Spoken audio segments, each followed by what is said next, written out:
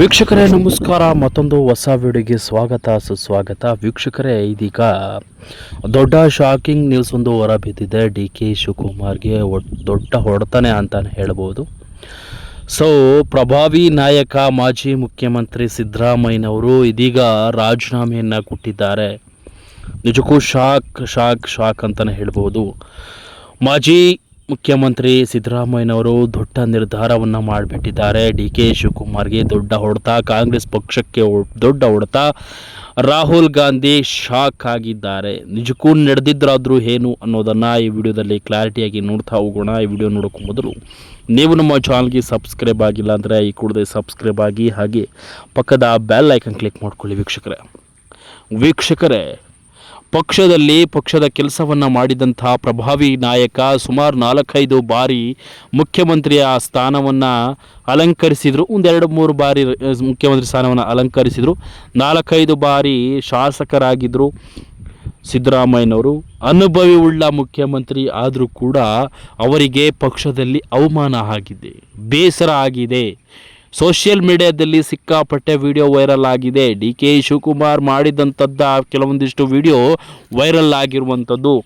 ಪಕ್ಷದಲ್ಲಿ ಈ ರೀತಿ ಅವಮಾನ ಆಗಿದೆ ಅಂತ ಹೇಳಿ ಸಿದ್ದರಾಮಯ್ಯ ಆರೋಪ ಮಾಡಿ ಪಕ್ಷದ ಕೆಲಸಕ್ಕೆ ಎಲ್ಲೂ ಕೂಡ ಬರ್ತಾ ಇಲ್ಲ. ಹೈಕಮಾಂಡ್ ದೊಡ್ಡ ಹುದ್ದೆ ಕೊಟ್ಟರೂ ಕೂಡ ಅದನ್ನು ತಿರಸ್ಕರಿಸುವ ನಿರ್ಧಾರ ಮಾಡಿ ರಾಜೀನಾಮೆಯನ್ನು ಸಿದ್ದರಾಮಯ್ಯನವರು ಕೂಡ ಬಂದಿದ್ದಾರೆ.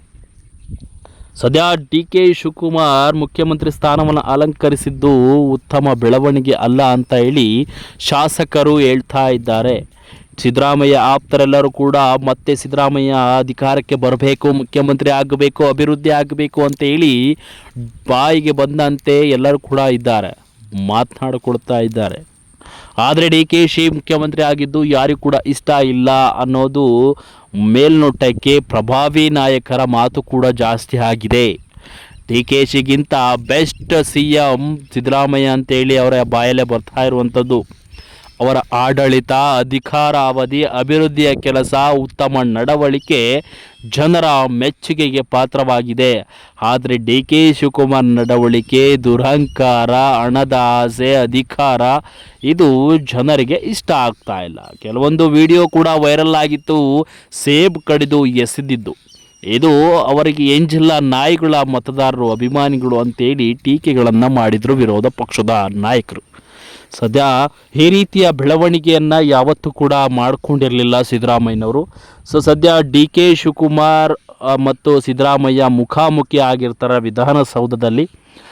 ರಾಹುಲ್ ಗಾಂಧಿ, ಮಲ್ಲಿಕಾರ್ಜುನ ಖರ್ಗೆ ಅವರು ವಿಧಾನಸೌಧಕ್ಕೆ ಭೇಟಿಯನ್ನು ಕೊಟ್ಟಂಥ ಸಂದರ್ಭದಲ್ಲಿ ಎದುರಿಗೆ ಬಂದಂತಹ ಸಿದ್ದರಾಮಯ್ಯನವರನ್ನು ಕೇರ್ ಮಾಡೋದಿಲ್ಲ.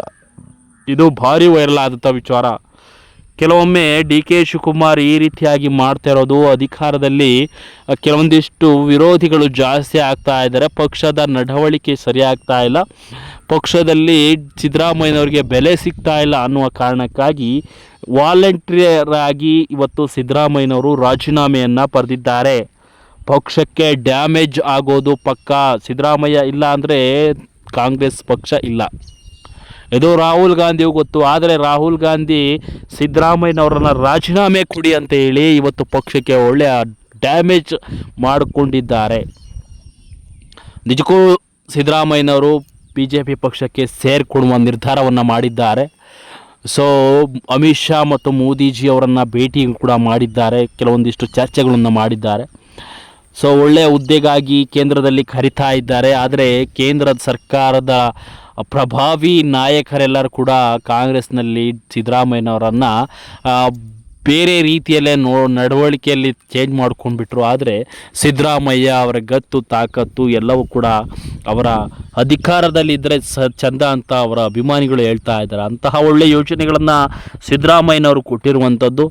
ಸಿದ್ದರಾಮಯ್ಯನವ್ರಿಗೆ ಸರಿಸಾಟಿಯಾಗಿ ಯಾರೂ ಇಲ್ಲ ಅಂತ ಜನ ಅಂದಿದ್ರು. ಆದರೆ ಇವತ್ತು ರಾಜೀನಾಮೆ ಕೊಡುವ ನಿರ್ಧಾರಕ್ಕೆ ಬಂದಿದ್ದಾರೆ ಸಿದ್ದರಾಮಯ್ಯನವರು. ಪಕ್ಷದಲ್ಲಿ ಇರಲಿಕ್ಕೆ ಇಷ್ಟ ಆಗ್ತಾ ಇಲ್ಲ. ರಾಜೀನಾಮೆ ಕೊಟ್ಟ ಬೆನ್ನಲ್ಲೇ ಸಿದ್ದರಾಮಯ್ಯನವರಿಗೆ ಮನಸ್ಸಿನಲ್ಲಿ ತುಂಬ ಬೇಜಾರು ಕಾಡಿದೆ.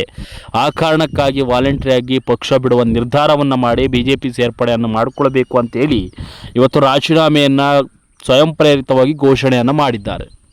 ನಿಜಕ್ಕೂ ಈ ಒಂದು ಪ್ರಭಾವಿ ನಾಯಕ ಸಿದ್ದರಾಮಯ್ಯನವರು ರಾಜೀನಾಮೆಯನ್ನು ಕೊಟ್ಟರೆ ಕಾಂಗ್ರೆಸ್ ಪಕ್ಷಕ್ಕೆ ಉಳಿಗಾಲವಿಲ್ಲ. ಕಾಂಗ್ರೆಸ್ ಪಕ್ಷ ಡ್ಯಾಮೇಜ್ ಆಗೋದು ಪಕ್ಕ. ಇದು ಬರೆದಿಟ್ಕೊಳ್ಬೇಕು. ಅತಿ ಹೆಚ್ಚು ಅಭಿಮಾನಿ ಒಳಗವನ್ನು ಹೊಂದಿರುವಂಥದ್ದು ಡಿ ಕೆ ಶಿವಕುಮಾರ್ ಬಳಗ ಅಲ್ಲ, ಸಿದ್ದರಾಮಯ್ಯನವರು. ಇದನ್ನು ಅರ್ಥ ಮಾಡಿಕೊಂಡು ಹೈಕಮಾಂಡ್ ನಿರ್ಧಾರ ಮಾಡಬೇಕಿತ್ತು. ಮುಂದೆ ಒಳ್ಳೆ ಅವಕಾಶವನ್ನು ಕೊಡ್ತೀವಿ ಅಂತ ಕರೆದು ಅವರಿಗೆ ಅವಮಾನ ಮಾಡಿದ್ದಾರೆ ಅಂತೇಳಿ ಸಿದ್ದರಾಮಯ್ಯನವರು ರಾಜೀನಾಮೆಯನ್ನು ಕೊಟ್ಟಿದ್ದಾರೆ. ಇದೀಗ BJP ಸೇರುವ ಅವಕಾಶ ಜಾಸ್ತಿ ಇದೆ. ಮುಂದೊಂದು ದಿನ ಸೇರ್ಕೊಳ್ತಾರಾ ಅನ್ನೋದನ್ನು ಕಾದು ನೋಡಬೇಕು. BJPಗೆ ಒಳ್ಳೊಳ್ಳೆ ಅವಕಾಶಗಳು ಬರ್ತಾ ಇದ್ದಾವೆ. ಪ್ರಭಾವಿ ಘಟಾನುಘಟಿ ನಾಯಕರೆಲ್ಲರೂ ಕೂಡ ಸಿದ್ದರಾಮಯ್ಯನವ್ರನ್ನ ಭೇಟಿ ಮಾಡಿ ಕರಿತಾ ಇದ್ದಾರೆ. ಆದರೆ ಡಿ ಕೆ ಶಿವಕುಮಾರ್ ಇವತ್ತು ಕೂಡ ಕೇರ್ ಮಾಡ್ತಾ ಇಲ್ಲ. ಬೇರೆ ಪಕ್ಷದ ನಾಯಕರನ್ನ ಭೇಟಿ ಮಾಡಿ ಸಲಹೆ ಕೇಳ್ತಾ ಇದ್ದಾರೆ. ಅನುಭವಿ ಮುಖ್ಯಮಂತ್ರಿಗಳು, ಮಾಜಿ ಮುಖ್ಯಮಂತ್ರಿಗಳು, ಅವರ ಸಲಹೆನೇ ತುಂಬ ಮುಖ್ಯ ಅಲ್ವಾ. ಹಾಗಾಗಿ ಡಿ ಕೆ ಶಿವಕುಮಾರ್ ನಡವಳಿಕೆ ಸರಿ ಇಲ್ಲ. ಪಕ್ಷಾತೀತವಾಗಿ ಶೋ ಮಾಡಲಿಕ್ಕೆ ರಾಜಕೀಯಕ್ಕೆ ಎಂಟ್ರಿ ಕೊಟ್ಟಿದ್ದಾರೆ ಪ್ರಚಾರದ ಗಿಟ್ಟಿಗೋಸ್ಕರ ಅಂತೇಳಿ ವಿರೋಧ ಟೀಕೆಗಳು ಬರ್ತಾ ಇರುವಂಥದ್ದು. ಸದ್ಯ ಸಿದ್ದರಾಮಯ್ಯನವ್ರನ್ನಂಥ ಪ್ರಭಾವಿ ನಾಯಕರನ್ನು ಕಾಂಗ್ರೆಸ್ ಪಕ್ಷ ಕಳೆದುಕೊಂಡಿದೆ. ಸದ್ಯ ಮುಂದಿನ ಬೆಳವಣಿಗೆ ಏನು ನಿರ್ಧಾರ ಆಗುತ್ತೆ, ಅವ್ರನ್ನ ಮನವೊಲಿಸ್ತಾರ ಕಾದು ನೋಡೋಣ. ಅಲ್ಲಿವರೆಗೂ ನೋಡ್ತಾ ಇರಿ ಅಂತ ಹೇಳ್ತಾ ಈ ವಿಡಿಯೋನ ಮುಗಿಸ್ತಾ ಇದ್ದೀನಿ ವೀಕ್ಷಕರೇ. Thank you.